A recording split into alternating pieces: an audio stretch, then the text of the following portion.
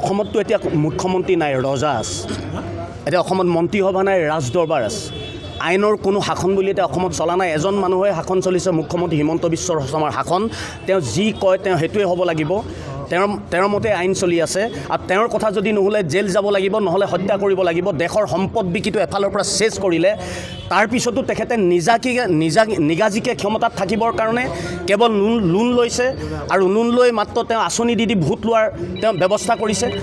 এইকাৰণেই এতিয়া অসমৰ ভৱিষ্যতৰ স্বাৰ্থত হিমন্ত বিশ্ব শৰ্মাৰ চৰকাৰক চিৰদিনৰ কাৰণে অসমৰ পৰা বিদায় দিয়াৰ খুবেই বেছি প্ৰয়োজন হৈ পৰিছে। আৰু সেইকাৰণে আজি আমি ডিব্ৰুগড়ত এখন নাগৰিক অভিৱৰ্তন আয়োজন কৰিছিলোঁ আৰু এই নাগৰিক অভিৱৰ্তনৰ মূল কথাই আছিল বিৰোধী দলবিলাক ইউনাইটেড হ'ব লাগে, এক হ'ব লাগে। আৰু আজি আমি অসমৰ যিমানবিলাক বিৰোধী দল আছিল, কংগ্ৰেছকে ধৰি ৰাইজৰ দল, জাতীয় পৰিষদ, CPI, CPM, CPIML যিমান বিৰোধী দল আছিল আমি সকলোকে মাতিছিলোঁ আৰু সকলো বিৰোধী দলৰ ৰাজনৈতিক দলবিলাক আহিছে। গৌৰৱ গগৈ আহিল, লুৰিণজ্যোতি গগৈ আছে, ৰাজনৈতিক দলৰ বিভিন্ন নেতৃস্থানীয় ব্যক্তিসকল আছে। আৰু আজি আমাৰ এটাই আহ্বান আছিল, আমি ৰাইজ ওলাই আহিছোঁ, ৰাইজৰ পৰা আমি আহ্বান জনাইছিলোঁ যে বিৰোধী দলবিলাক এক হ'ব লাগে অসমৰ স্বাৰ্থত।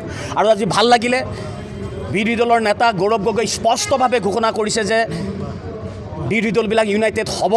আৰু আমি ৰাইজৰ যি উৎসাহ দেখি তেখেতে খুব ভাল পাইছে আৰু আমি ইমানটোৱে আশা কৰিম বিৰোধী দলবিলাক এক হওক। আৰু আমি এটা কথা নিশ্চিত, যদি কেনেবাকৈ বিৰোধী দলবিলাক সঁচাই এক হ'ব পাৰে, তেতিয়াহ'লে হিমন্ত বিশ্ব শৰ্মাৰ চৰকাৰ যে অসমত নাথাকে একেবাৰে নিশ্চিত। এইকাৰণেই আমি যদি ভোটৰ পেটাৰ্ণটো চাওঁ, বিজেপি চৰকাৰৰ লগত খুব বেছি 45% ভোট আছে, বাকী ভোটখিনি বিৰোধী দলৰ লগত আছে। গতিকে ইউনাইটেড হ'লে অসমৰ পৰা হিমন্ত বিশ্ব শৰ্মাৰ চৰকাৰ এইবাৰ বিদায় ল'ব লাগিব, এইটো একেবাৰে সঁচা কথা। আৰু আজি আমি খুব সুখী যে বিৰোধী দলবিলাকে কৈছে, গৌৰৱ গগৈ ঘোষণা কৰিছে আমি ইউনাইটেড হ'ম, আমি এক হ'ম। অহাবাৰ ৰাইজৰ কথা মতে আমি এক হৈ বিধানসভা নিৰ্বাচনত যুঁজ দিম।